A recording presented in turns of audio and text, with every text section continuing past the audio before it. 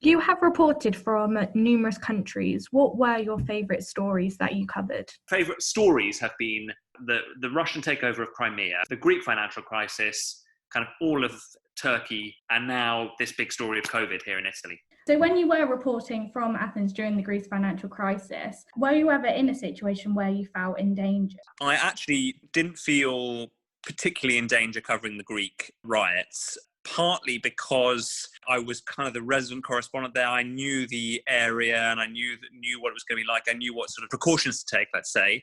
But I felt actually the most in danger in Turkey because the Turkish government and its supporters are very anti-BBC. They see the BBC somehow as kind of the long arm of British colonialism. They used to call me sort of a modern day Lawrence of Arabia. They put me on the front page of pro-government newspapers, calling me an English traitor who should be captured and deported.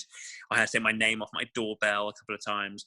Due to their hostility towards you, did that make it difficult to get information?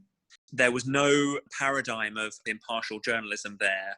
90% of journalists in Turkey are under the thumb of the government, so they don't understand what it is to be an impartial journalist and to ask tough questions. So it was difficult to get information. I mean, I was there for 5 years, so I built up quite a sort of network of contact. Staying on the topic of Turkey, do you find it challenging at all to remain detached and impartial from the stories? It is difficult to be objective when you're reporting on human tragedies. The refugee crisis is absolutely a key story that has tested our ability to remain detached. I still have very, very vivid images in my mind of interviews with a Syrian man who set out with his 9 children, I think, and his wife from Turkey to Greece. He basically paid for a wooden boat and the whole thing capsized and he lost all his entire family, all his children and his wife.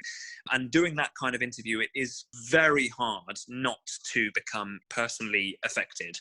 Or stories when there would be a suicide attack on the border with Syria. And I remember there was a suicide bombing of a wedding party, and speaking to a father who told me that he only realized that his son had died because he called his son after the bomb blast went off, and he heard his son's mobile ringing in a dead body which was there, and he couldn't even recognize his son because it was so charred.